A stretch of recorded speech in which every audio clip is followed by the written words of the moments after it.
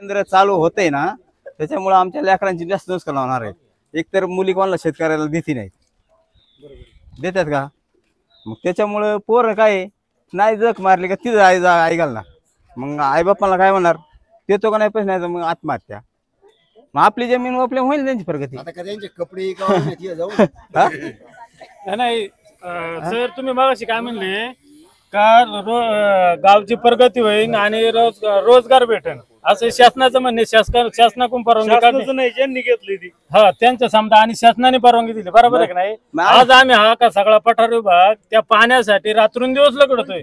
मग त्या पाण्याचे जर समजा पाणी जर वर पठरावलं तर तिथं 4-2 मंडळी कामाला राहतील ना. हे पण शासनाला हे होईल ना, फायदा होईल ना. पानपट्टी जर वाढली तर ती पण शासनाला जमा होईल ना, तो पण शासनाचा फायदाच आहे का नाही? मग तिथं का शासन गंभीर घेत नाही? याच्यामुळं आज थोडक्यात माझा पोरगा कलेक्टरी झाला तरी त्याचं लग्न जमणार नाही. आज आमच्या गावात अशी परिस्थिती निर्माण झालेली. एकतरी ह्या गावामध्ये तुम्हाला सांगतो सर, इथं खाली एक धरण आहे, तिथं ग्रामपंचायतीची विहीर आहे. त्या ग्रामपंचायतीमध्ये 15-15च्या जर 15 मोटरी टाकल्या तरी पाणी उपसत नाही. आणि ह्या गावामध्ये 15-15 दिवस पाणी नाही. आता तुम्ही बघा, एकाही खांबळ्याला लाईट नाही, 6 महिने झालेत. रात्रीचं जनावर येतात, वाघ येतात, आम्ही विकत पाणी घेतोय. इथं काय शासन लक्ष देत नाही? इथं शासन का लक्ष देत नाही? मी वारंवार व्हिडिओला फोन करतोय, कलेक्टरला फोन करतोय. मग इथं काय ते लोक येते नाही बनव, यांची काय अडचण आहे, यांचं काय चाललंय? आज हे गाव जवळजवळ आहे ना, 5% जर सोडलं तर सगळं गाव हुकुमशाही खाली चाललेलं आहे. आणि आतापर्यंत म्हणजे मी तुमचा आभार असं मानतो का तुम्ही इथं आलेत बाहेरून आणि आमची समस्या जाणून घेताय. आतापर्यंत एकही माणूस इथं आला नाही.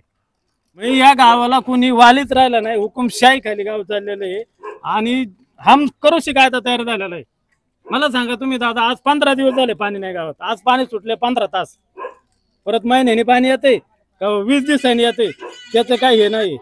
सरपंच काय करतात ते म्हणतात आम्हाला काय माहित नाही. सरपंच गावापासून 3 किलोमीटर लांब राहतोय, कर्मचारी गावापासून 6 किलोमीटर लांब राहतोय. आणि ग्रामसेवक हप्त्यातून 1 दिवस येतोय, 2 तास बसवतोय, पंख्या खालून पंख फिरतात, गर गर गर गर गर गर बॅग उचलली का चालला टाक टाक टाक टाक टाक टाक.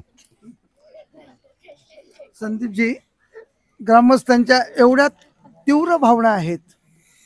ग्रामपंचायतच्या सरपंचाने आणि ग्रामसेवकांनी सदर ठराव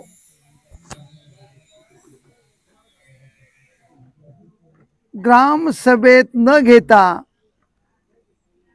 त्यांच्या अत्यारिकीतमध्ये, म्हणजे स्वतः सरपंच आणि ग्रामसेवकांनी मॅनेज होऊन यांना नाहरकत प्रमाणपत्र दिलेली आहेत. ग्रामस्थ बोलायला मागतात, पण मांजराच्या गळ्यात घंटा बांधायची कोणी, हा मोठा प्रश्न पडलाय.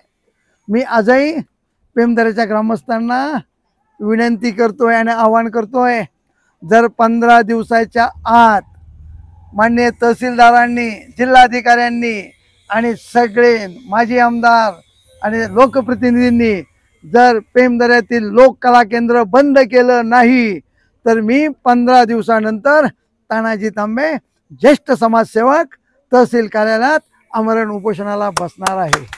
आणि तानाजी तांबे साहेबांना सगळ्या पूर्ण गावचा, मुंबईकर मंडळीचा, दत्तकृपा फंड मंडळाच्या वतीने आणि गावातील सगळ्या महिलांच्या वतीने पूर्णपणे पाठिंबा आहे. जर समजा या ग्रामपंचायतीने परवानगी यांना दिली नाही तर सरपंच मॅडमनी इथे येऊन सांगावा गावात एक दिवस का माझा पण गावातर्फे जाहीर पाठिंबा आहे, जाहीर सांगावा. वरिष्ठ समाजसेवक तानाजी भाऊ तांबे यांनी जे आपल्या समोर आता जे वाक्य केलं, तानाजी भाऊंच्या मागे आम्ही, आमचा जीव गेला तरी आम्ही त्यांच्या सोबत राहू. ते जर आमच्यासाठी लढत असेल तर आम्ही नक्कीच त्यांच्या पाठीमागे नक्कीच उभं राहू. हे आम्ही सर्व ग्रामस्थ मिळून तुम्हाला विनंती करतो.